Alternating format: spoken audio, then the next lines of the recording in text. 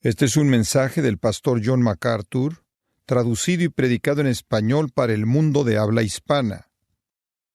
Hemos tomado un descanso de nuestro estudio del Evangelio de Lucas durante las últimas 5 semanas, y ahora esta es la 6ª semana en la cual he hablado acerca del tema de la liberación, la doctrina descuidada. He hecho esto porque me siento con la obligación ante el Señor de darle un entendimiento del estado actual de la iglesia evangélica, y lo hago con cierta resistencia. No estoy contento en hacer esto, me entristece. No me gusta tener que señalar muchas de las cosas señalado, pero son la verdad y es mi responsabilidad delante de Dios. Lo que he estado diciéndole es que los evangélicos se encuentran en una situación desesperada, y esa desesperación se ve manifestada por su incapacidad de distinguir quién es un cristiano verdadero. Hemos abandonado cualquier entendimiento claro de lo que significa ser realmente salvo. Nosotros, en un sentido de los evangélicos, en el sentido amplio de la palabra.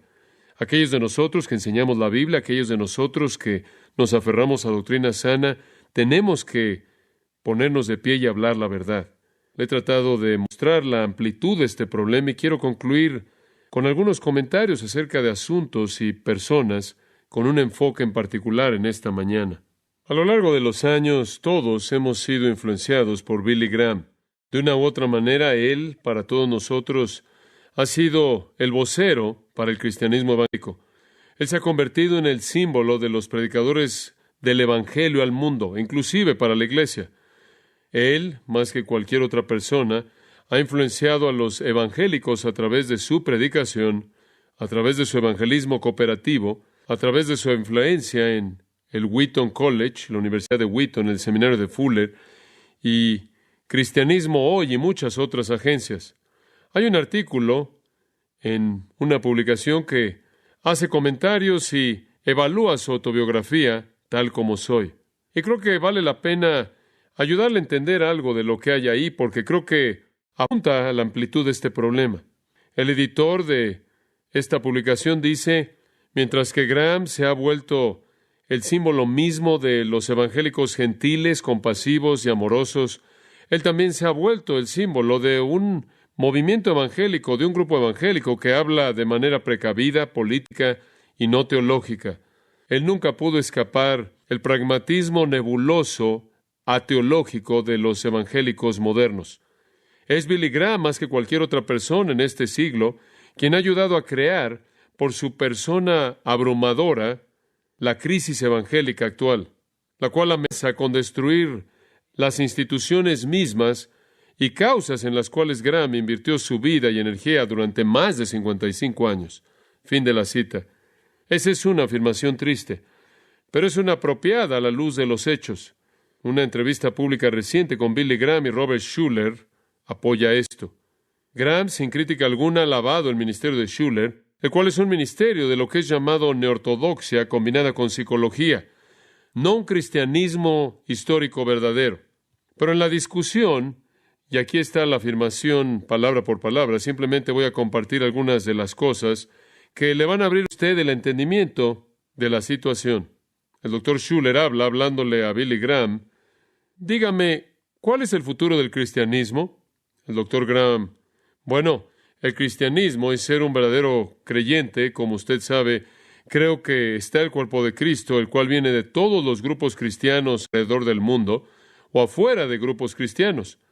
Creo que toda persona que ama a Cristo, conoce a Cristo, sea que estén conscientes de ello o no, son miembros del cuerpo de Cristo.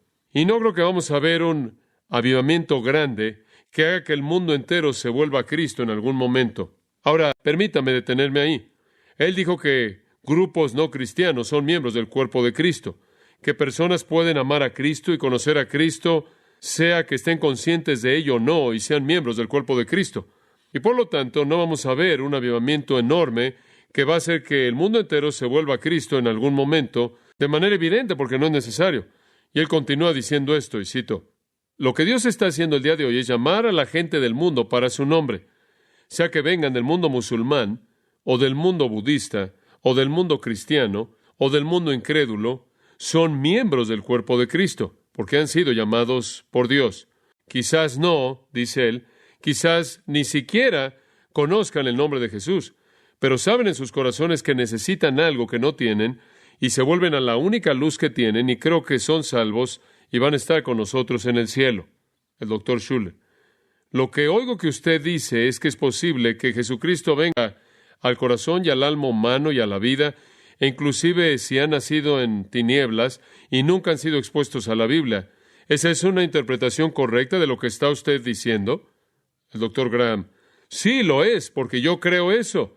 Yo he conocido a personas en diferentes partes del mundo, en situaciones de tribus, nunca han visto una Biblia o han oído acerca de una Biblia, nunca han oído de Jesús, pero han creído en sus corazones que hay un Dios y han tratado de vivir una vida que estaba apartada de la comunidad que los rodeaba en la que vivían. Doctor Schuller.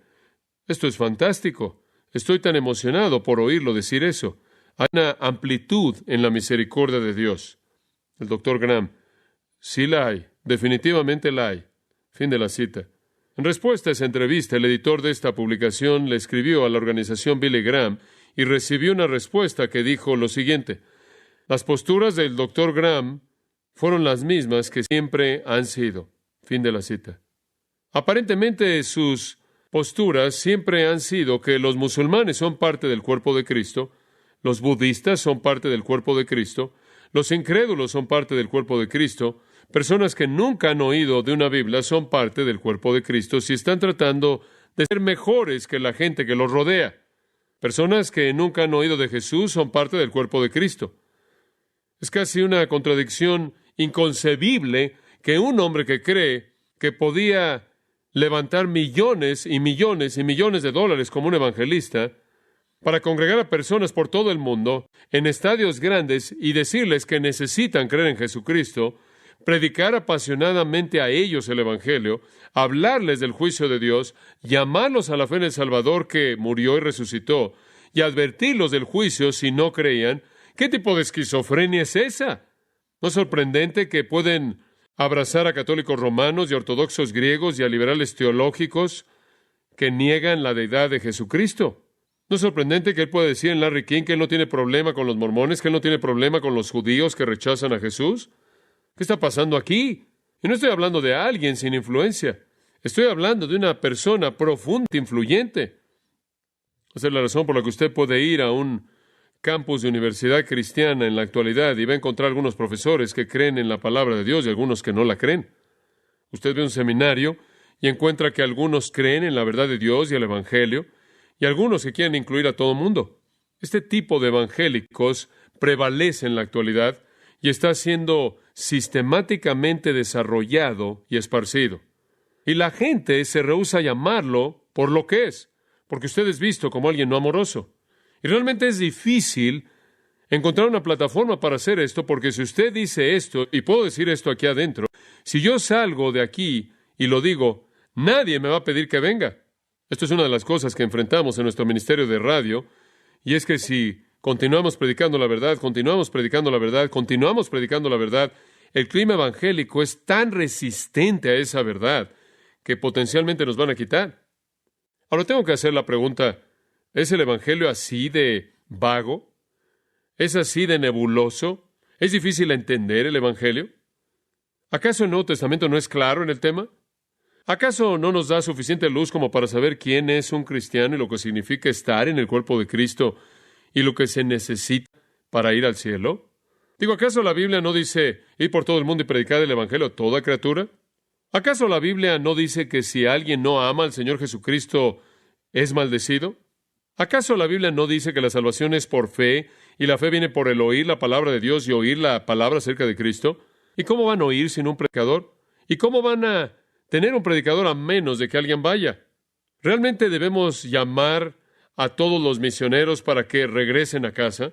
¿Realmente debemos dejar de evangelizar porque cualquier persona en cualquier lugar que tiene buenos pensamientos acerca de Dios y trata de ser un poco diferente de su sociedad va a estar en el cielo? Usted está sacándole el corazón a la iglesia aquí y a nuestro ministerio. Si el Nuevo Testamento, por otro lado, establece con claridad estos asuntos, entonces no tenemos derecho de ignorar el Nuevo Testamento. No tenemos el derecho de redefinirlo en nuestros propios términos para ser populares, para ser aceptados. El cristianismo verdadero histórico nunca ha estado confundido acerca de lo que significa ser un cristiano. Nunca. El cristianismo verdadero histórico siempre ha sabido que el Nuevo Testamento es claro, totalmente claro en este asunto. El Nuevo Testamento nos dice todo lo que necesitamos saber para que tengamos certeza total acerca de lo que significa que una persona debe creer para ser salvo. No hay falta de información para poder discernir. No hay falta de información y verdad para poder distinguir entre los cristianos verdaderos y los falsos, entre los nominales y los reales. Y tenemos que decir que una buena manera de entender quién es un verdadero cristiano es entender esta gran verdad de la liberación. Si usted entiende la liberación, usted va a entender este asunto. Usted puede saber quién es un verdadero cristiano porque han sido librados. Han sido librados. Y, en primer lugar, han sido librados del error ¿a qué? A la verdad. Ninguna persona es cristiana si no cree la verdad acerca de Cristo. Los musulmanes no creen la verdad acerca de Cristo. Los budistas no la creen. Los incrédulos no la creen. Los mormones no la creen. La gente judía la cree. Los paganos en tribus no la creen. Si tienen un corazón que busca a Dios y el Espíritu está motivando su corazón, créame, Dios va a llevarle esa verdad acerca de Cristo a ellos para que puedan creer, pero fuera de eso no hay salvación. En ningún otro hay salvación, ¿no sí? Cualquier persona que es creyente ha llegado a conocer la verdad, a entender la verdad, a creer la verdad, a someterse a la verdad y amar esa verdad y rechazar todo lo demás como medio de salvación. Una cosa puede ser dicha acerca de un cristiano. Él conoce la verdad, él ama la verdad, él adora al Dios de la verdad, exalta al Cristo de la verdad, es morado por el Espíritu de la verdad y obedece la palabra de verdad. La verdad es el corazón y el alma del Evangelio que salva. La transformación comienza con una transformación de las tinieblas a la luz. Tinieblas son una metáfora en Colosenses 1, 12 y 13 para el error, y la luz es la metáfora para la verdad. Tenemos que ir a los rincones del mundo y tenemos que hablarle a la gente de la verdad, la única verdad que salva. Si todas esas personas ya están en el cuerpo de Cristo y ya van al cielo, ¿por qué estamos mandando a todas estas personas millones y millones y millones de dólares para ir a hacer esto que es innecesario? Y pregunta usted, ¿qué salió mal? ¿Qué fue lo que salió mal? ¿Qué fue lo que salió mal en los evangélicos? Le voy a decir lo que está mal. Alguien podrá decir, bueno, es presión sociológica, es presión del mundo. No, no es presión del mundo. No es presión sociológica. No es la cultura la que está haciendo esto. No son los incrédulos los que nos están haciendo esto. No es lo de afuera lo que nos está haciendo esto. El problema es que dentro de los confines del cristianismo hay enseñanza falsa. Jan Murray tiene razón cuando escribió en su libro Evangélicos Divididos, y cito, el declive espiritual no es un misterio que las Escrituras dejan sin ser explicado. Es el resultado de la presencia de la mentira en donde debería haber verdad. Fin de la cita. Ahí está. El problema es que estamos albergando mentiras. Ese es el problema. Una cosa que usted aprende rápidamente cuando estudia la Biblia es que Dios es un Dios de verdad y Satanás es un mentiroso. Y desde el principio, desde el primer encuentro en el huerto con Eva, Satanás guió a la raza humana entera al pecado mediante mentiras. Y la Biblia advierte acerca de falsos maestros de principio a fin, desde el frente hasta el final, de arriba hacia abajo, una y otra vez. La Biblia habla acerca de engaño, engaño, engaño, de perros mudos que no pueden ladrar, de nubes sin agua. Perros mudos, fue la frase de Isaías 56:10. Estas personas vienen en Jeremías 8:11 y dicen paz, paz. Tienen el camino de la paz, pero no hay paz. Le ofrecen a usted un camino de paz con Dios, un camino de reconciliación, pero es una mentira, es un engaño. Son los profetas. Jeremías 23 dice que Dios no envió. Ellos van, pero Dios no los envió. Hablan, pero no la palabra de Dios. La enseñanza falsa lleva a la iglesia a la impotencia, a la confusión, a la herejía. El gran predicador escocés Horacio Bonar escribió de Satanás y el Evangelio estas palabras, y cito: Él viene como un ángel de luz, para engañar, sin embargo, pretendiendo guiar, a cegar, sin embargo, profesando abrir el ojo, a oscurecer y confundir, sin embargo, profesando iluminar y guiar. Él llega a nosotros con palabras amables en sus labios: liberalidad, progreso, cultura, libertad, expansión, elevación, benevolencia. Él busca hacer suyos todos estos, darle al mundo tanto de estos como sea apropiado para su propósito, tanto como los haga estar contentos sin Dios y sin Cristo y sin el Espíritu Santo. Él se coloca contra Dios y las cosas de Dios en todo sentido. Él puede negar el Evangelio, puede diluir el Evangelio, puede oscurecer el Evangelio, puede neutralizar el Evangelio. Él libra una batalla en contra del Dios verdadero, algunas veces de manera abierta y desafiante, y otras veces de manera calmada y amable, haciendo que los hombres crean que Él es el amigo de la verdad. Fin de la cita. Usted puede identificar un verdadero cristiano. Un verdadero cristiano conoce la verdad, entiende la verdad, ama la verdad, vive para la verdad. Nadie es salvo que no entienda la verdad. Esto es la verdad acerca de quién es Dios.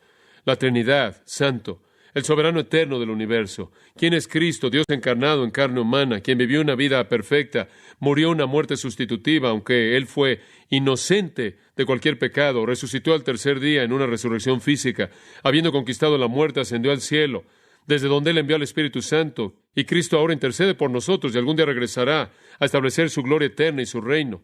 Creer que la salvación es por gracia únicamente, a través de la fe en Jesucristo únicamente, fuera de cualquier obra. No importa si usted está tratando de ser un poco mejor que la gente que lo rodea, esa es la verdad, y fuera de esa verdad nadie es salvo. Y si alguien es cristiano, conoce esa verdad, entiende esa verdad, cree esa verdad y se somete a esa verdad. En segundo lugar, los cristianos no solo han sido librados del error a la verdad, sino del pecado a la justicia. ¿Se acuerdan de Romanos 6? Regrese ahí por un momento. Romanos 6, 17 y 18 es un versículo muy crítico porque captura la esencia de esta doctrina de la liberación. Romanos 6, 17 a la mitad. Habéis obedecido de corazón aquella forma de doctrina a la cual fuisteis entregados. Eso es lo que dice el griego. Se volvieron obedientes del corazón a esa forma de doctrina, ese cuerpo de doctrina, el cuerpo de verdad al cual fueron entregados. Esa fue su salvación. Salieron de las tinieblas a la luz, del error a la verdad. Ustedes desde la profundidad de su corazón obedecieron esa doctrina, ese cuerpo de enseñanza acerca de Jesucristo y el Evangelio. Ustedes creyeron eso, fueron entregados eso. Ahora regresa al principio del versículo. Pero gracias a Dios, que aunque erais esclavos del pecado, ahora el versículo 18, y libertados del pecado, vinisteis a ser siervos de la justicia. Lo segundo de lo que fuimos liberados, no solo del error a la verdad, sino del pecado a la justicia. Usted puede identificar un cristiano, practican la justicia. Han sido librados del pecado a la justicia. La semana pasada vimos 1 Juan, capítulo 3, una porción tremenda de las Escrituras, comenzando en el versículo 4 hasta el versículo 10 de 1 Juan 3. Vimos cómo el que ha nacido de Dios no practica pecado. El que permanece en Dios no continúa en un patrón de pecado. Si usted es un verdadero cristiano, usted obedece la palabra de Dios como patrón de vida, usted practica la justicia. Versículo 7 de 1 Juan 3, hijitos, nadie os engañe. Eso es lo que la gente hace, la gente les miente, los engaña, esto es claro.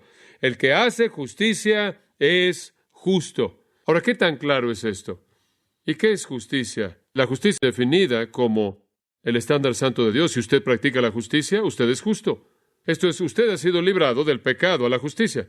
Usted es un cristiano. Versículo 8, el que practica el pecado es del diablo. Es así de simple. No significa que los cristianos nunca pecan. Significa que ese no es el patrón de su vida. Esa no es su práctica. Y cuando decimos que un doctor médico tiene una práctica, lo que queremos decir es que tiene un patrón. De manera profesional, usted tiene una práctica también como cristiano, y es la práctica, es una práctica de justicia. Y si no es así, entonces usted no es cristiano. Están los hijos de Dios y están los hijos del diablo. Versículo 10 dice, en esto se manifiestan los hijos de Dios y los hijos del diablo. ¿Quién es un cristiano? Alguien que practica la justicia. Nunca olvidaré cuando me metí en este debate, cuando escribí el libro del Evangelio, según Jesucristo, y dije que la gente que son los verdaderos cristianos viven una vida justa, y literalmente todo el cielo se desató, podríamos decirlo así. La gente comenzó a criticarme y escribiéndolos en contra de mí, diciendo, espera un momento, una persona puede ser un cristiano y no tener justicia. Inclusive pueden ser un creyente incrédulo. Pueden inclusive rechazar a Dios, maldecir a Dios y vivir una vida de pecado y todavía ser cristianos. ¿Qué? Eso es parte de estos evangélicos en la actualidad. Es un acontecimiento, es alguien que pasó hacia adelante, levantó la mano, firmó una tarjeta, repitió una oración, tuvo un acontecimiento emocional. Esa es la salvación. Y eso no tiene nada que ver con lo que usted es el resto de su vida. No es así. Los hijos de Dios y los hijos del diablo son manifiestos, obvios, por su práctica. Santiago dice en Santiago 2, 14 al 26, usted puede decir que tiene fe, pero la fe sin obras es que está muerta, no existe. Es algo que no existe si no hay un patrón de evidencia de que usted tiene una vida nueva. Usted literalmente, la vida antigua murió, la nueva vida vino, usted murió con Cristo, usted resucitó para caminar en nueva vida, usted es una nueva criatura, y esa nueva criatura se manifiesta a sí misma en una práctica de justicia. Y si la práctica de justicia no está ahí, usted es el hijo del diablo y no de Dios. Y una práctica de justicia simplemente significa que usted, desde el corazón, no solo es obediente a la forma de doctrina, sino del corazón usted es obediente a sus estándares justos. De tal manera que los cristianos verdaderos creen lo correcto y se conducen de la manera correcta. Y cuando pecamos, nos causa tristeza porque amamos la justicia. Hay otro elemento de la liberación. El cristiano ha sido liberado del mundo temporal al reino eterno. El cristiano ha sido liberado del mundo temporal al reino eterno. ¿Sabe una cosa? Estoy viendo a todos estos políticos y simplemente sonrío conforme veo esto. Y veo a algún político, es como, usted sabe, 2 autos en toda cochera, en todo garage, y un pollo en toda olla, moldeado en el lenguaje coloquial de la actualidad. Y prometen esto, y prometen aquello, y prometen esto, y prometen aquella. Y la gente se mete en estas multitudes grandes, y gritan, y presentan estos letreros, y usted sabe, nada de eso importa. Todo es pasajero, es temporal. ¿Sabe una cosa? Envié esa carta simplemente para decirle que vote por la persona cuyas convicciones son las más cercanas a aquellas que son bíblicas, porque usted no va a encontrar a nadie que realmente es 100% bíblico. No podrían llegar tan lejos. Sería imposible porque el mundo no les permitiría, pero usted hace lo mejor que puede. Pero ¿sabe una cosa? Usted escucha la furia y la pasión con la que estas personas hablan acerca de todo esto. Y simplemente es el mundo. Es simplemente el mundo. Observe Gálatas 1. Todo simplemente se va a quemar. Simplemente es reorganizar las sillas del Titanic. Escuche Gálatas 1, versículo 3. Gracia y paz sean a vosotros de Dios, el Padre y de nuestro Señor Jesucristo. Por cierto, robé el nombre de nuestro programa de radio de Pablo, gracia a vosotros, versículo 4, el cual se dio a sí mismo por nuestros pecados, y aquí viene, para librarnos del presente siglo malo, conforme a la voluntad de nuestro Dios y Padre, a quien sea la gloria por los siglos de los siglos. Amén. Esa es una gran doxología, ¿no es cierto? Hemos sido liberados de este presente siglo malo al reino eterno. Por cierto, esto es lo que llamamos un subjuntivo griego, lo cual indica propósito. El propósito para el cual Jesús murió fue para librarnos del presente aún malo. Esto es lo que es inherente en su salvación. El propósito mismo de nuestra salvación fue librarnos de este presente siglo malo. ¿Qué está diciendo? Lo que está diciendo es que si usted ha sido salvo, si usted ha sido salvado, usted ha sido rescatado de este sistema del mundo malo. Simplemente ya no tiene atractivo para usted. Simplemente ya no le apela a usted. Le digo una cosa, usted necesita salir y votar por aquellos que se aproximan a un estándar justo, porque Dios sería honrado cuando usted hace eso. Pero para nosotros, algunas veces es difícil hacer eso, porque realmente no hay nada en el sistema, en últimas, que nos atrae, que nos motiva. La muerte de Jesús fue para todos los que creen un esfuerzo de rescate.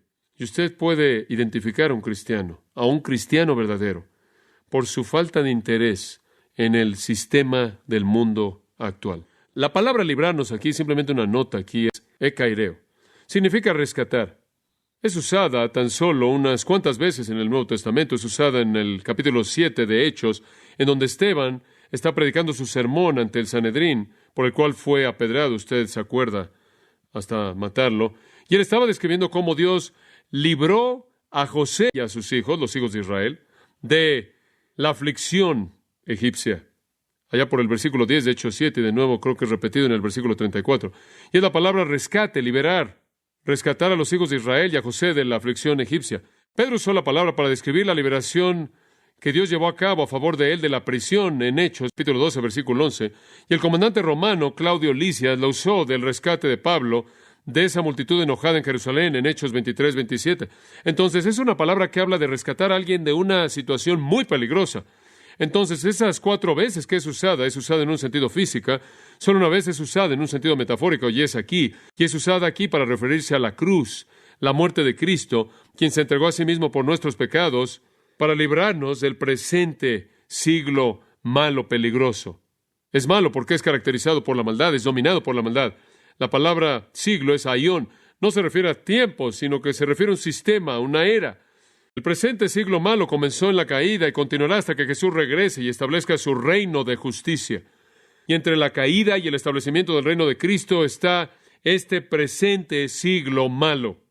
Es caracterizado por mentiras, es caracterizado por engaño, es caracterizado por los propósitos de Satanás, es caracterizado por lo que es temporal, lo que es para el tiempo únicamente, lo que es físico, lo que es pasajero, lo que en última será destruido. Y el Señor nos rescató de eso. Otra manera de decirlo está ahí en el capítulo 6 de Gálatas. Véalo, 6, versículo 14. Él en cierta manera está aquí hablando de cómo los fariseos actaban en sus obras, estaban orgullosos por su justicia personal. Y Pablo no es como los circuncisos que se jactan de su atención minuciosa a la ley. Versículo 14 dice, pero lejos esté de mí gloriarme. Yo no me voy a gloriar en nada en mí, no tengo nada digno en mí. Pero si me glorío, me voy a gloriar en la cruz de nuestro Señor Jesucristo. ¿Y qué es lo que esa cruz logró? ¿Por quién el mundo me es crucificado a mí y yo al mundo? ¿Qué significa ser crucificado? Estar muerto. Es simplemente una manera dramática de expresar el pensamiento de la muerte. Pablo dice, Jesucristo fue a la cruz y mediante su obra en la cruz, el mundo está muerto para mí y yo estoy muerto al mundo. ¿Qué significa eso? Simplemente significa que el mundo no tiene relación con el creyente y el creyente no tiene una relación real con el mundo.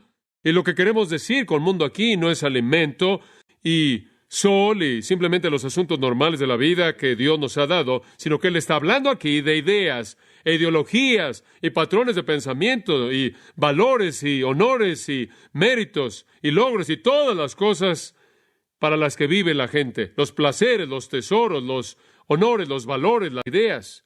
Regrese usted a 2 Corintios 10:5, un pasaje muy importante.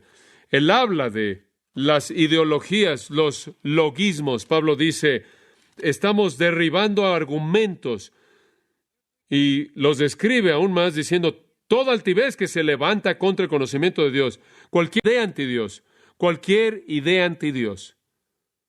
Quiero cumplir con mi deber de cuidar de mi jardín de tal manera que refleja la belleza de la creación de Dios, pero no me puedo meter en este asunto ambiental de salvar el planeta y salvar el planeta. Este es un planeta desechable. Es la manera en la que fue diseñado. El pecado está llevando a este planeta hacia la destrucción, como dije antes. Si usted cree que estamos echando a perder el planeta, espérese a ver lo que Jesús le va a hacer. Este es un mundo pasajero. Toda esta acción, toda esta furia, toda esta tensión de los medios masivos de comunicación a esto no tiene nada que ver con el alma eterna de nadie. La gente va a universidades y recibe doctorados en filosofía para reordenar estas sillas en la cubierta. Todas son cosas que se levantan contra el conocimiento de Dios. Y Pablo dice, cuando yo vine a Cristo, yo morí a esto, y esto a mí. No tiene parte conmigo. No tengo parte con esto. Observe Colosenses 2. Simplemente un pensamiento en el versículo 20. Pues o debido, será una mejor manera de traducirlo, debido a que habéis muerto con Cristo en cuanto a los rudimentos del mundo. Deténgase ahí. Cuando usted murió con Cristo, usted murió rudimentos. Me encanta porque lo que está diciendo es que cualquier cosa que se le ocurre al mundo, comparado con la verdad de Dios, es rudimentario, es elemental, es balbuceo de bebés. Somos las personas verdaderamente profundas. Hemos trascendido la verdad. Los doctores en filosofía más preparados, los filósofos más brillantes y pensadores de nuestra época, son primaria comparado con lo que conocemos. Conocemos el origen del universo. Sabemos cómo llegó a existir. Sabemos quién lo hizo y por qué lo hizo. Sabemos cómo va a terminar todo. sabemos lo que el verdadero entendimiento es. Nosotros morimos a esos ruidos de bebé, ese balbuceo, esas cosas rudimentarias. Otro pasaje y termino. Primera de Juan 2. Este será el último texto que veremos. Primera de Juan 2. Y es breve. Bueno, uno más breve añadido a ese. Pero solo va a tomar un comentario o dos. Primera de Juan 2, versículo 15. El mundo es la palabra cosmos. Es opuesto de la palabra caos. Caos significa desorden en el griego, como en inglés o español. Cosmos significa orden. Esa es la razón por la que los llamamos cosméticos. En cierta manera quitan el caos y lo arreglan, lo ordenan. Yo no inventé la palabra, esa es la palabra. Pero cosmos es el orden. Es el sistema presente malo actual. Es un sistema exaltado de ideas y teorías y puntos de vista y valores y honores y tesoros y placeres que han sido diseñados por Satanás y apelan a lo pecaminoso. En el versículo 15 él dice, no améis al mundo. Este cosmos, este sistema aión mal, ni las cosas del mundo. Si alguno ama al mundo, el amor del Padre no está ¿qué? En él. Si usted lo ama, usted no es cristiano. No puede. Usted no puede amar al mundo y amar a Dios. Yo disfruto de la creación de Dios, la veo como la obra de sus manos, ¿usted no? Yo no veo las montañas y digo, ¿no es la evolución sorprendente? No veo al bebé y digo, gracias a Dios por la amiba que un día en un contenedor de algo u otro decidió dividirse. Gracias a Dios por la selección natural. Oí una persona que dijo, gracias a Dios por la selección natural. Pero cuando veo una persona, veo una creación de Dios. Veo una persona hecha a imagen de Dios. Cuando veo una montaña, veo la obra de Dios y los cielos declaran su gloria, ¿no es cierto? El firmamento muestra la obra de sus manos y yo disfruto el mundo y disfruto lo que Él ha hecho y disfruto los placeres maravillosos, ricos que Él ha colocado en el mundo. Pero todo es Él para mí. Todo es Él. Él está en toda flor, Él está en todo monte, Él está en todo placer. Él está en todo. Mano está ahí. Lo amo a Él y amo su mundo porque como el escritor del himno dijo, este es el mundo de mi Padre. Pero si usted ama al mundo, el amor del Padre no está en usted. Y si su amor es este mundo pasajero, usted no es cristiano, porque todo lo que hay en el mundo, los deseos de la carne, los deseos de los ojos y la vanagloria de la vida, no proviene del Padre, sino del mundo. Y el mundo pasa y sus deseos, pero el que hace la voluntad de Dios permanece para siempre. Usted tiene a dos personas diferentes aquí.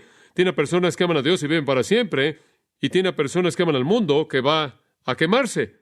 No vamos al mundo, hemos sido liberados de él. Mi vida no está consumida con lo que sucede en este mundo. Francamente, mi vida está consumida con lo que sucede en el próximo mundo, en el mundo siguiente. Colosenses 3.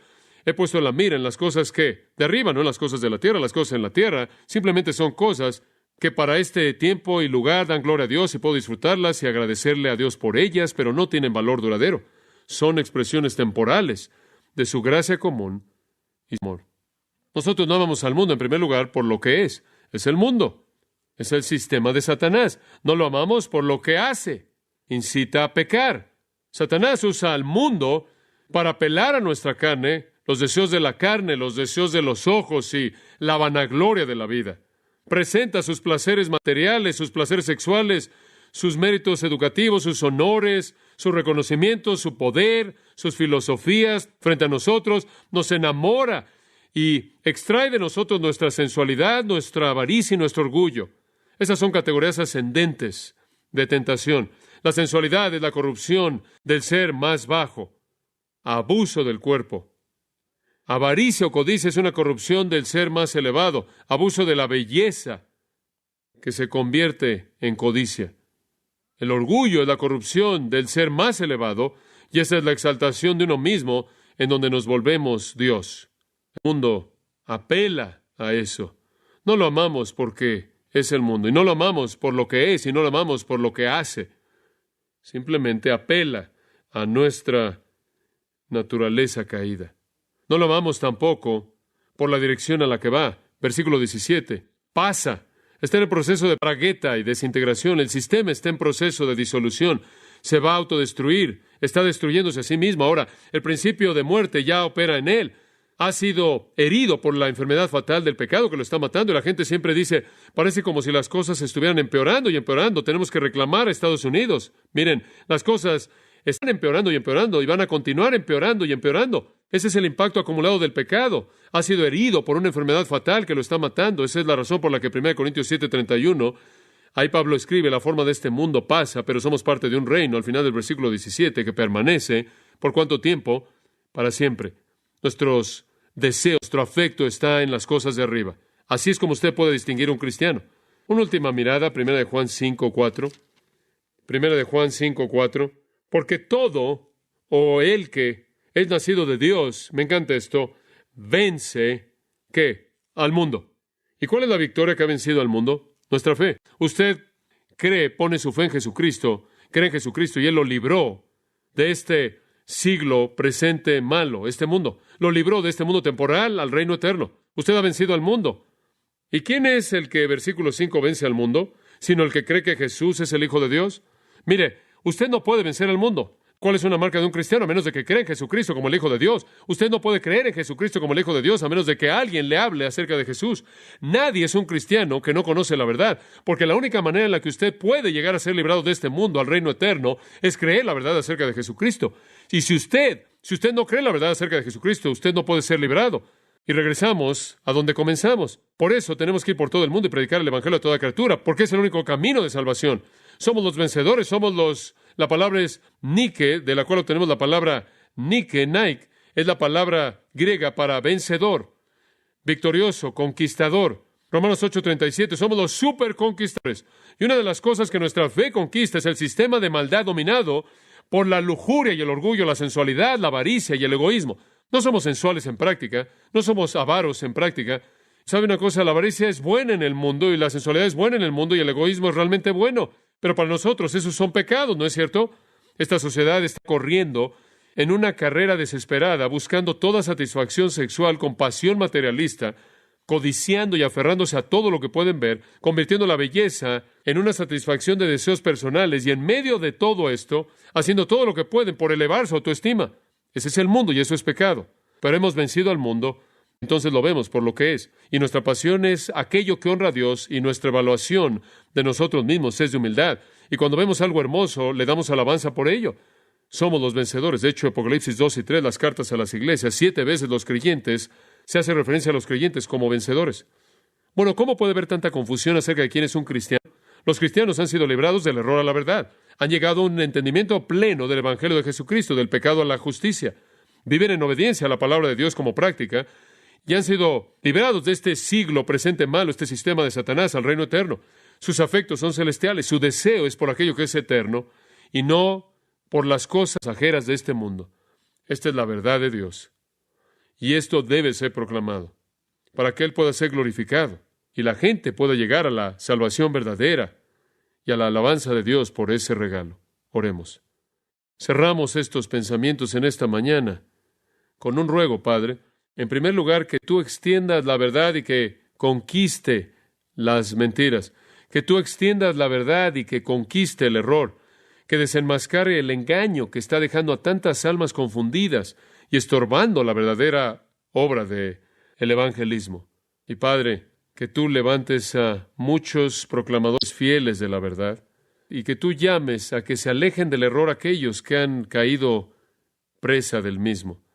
Que la gente tenga la verdad y que tengan la valentía de hablar la verdad porque te honra a ti, al Dios de verdad, y nuestro Salvador, el Cristo, quien es el camino, la verdad y la vida, y el bendito Espíritu de verdad, quien inspiró para nosotros la palabra de verdad. Que tu verdad sea exaltada, tu palabra, que sea exaltada inclusive al nivel de tu mismo nombre, y que el engaño sea expuesto, que la gente de hecho pueda ser librada del error, del pecado y de este mundo pasajero. Y te agradeceremos y te alabaremos por tu gloria, en el nombre de Cristo. Amén. Para más información sobre los mensajes y libros del pastor John MacArthur y de los derechos legales de los mismos, puede acceder a la página en gracia.org.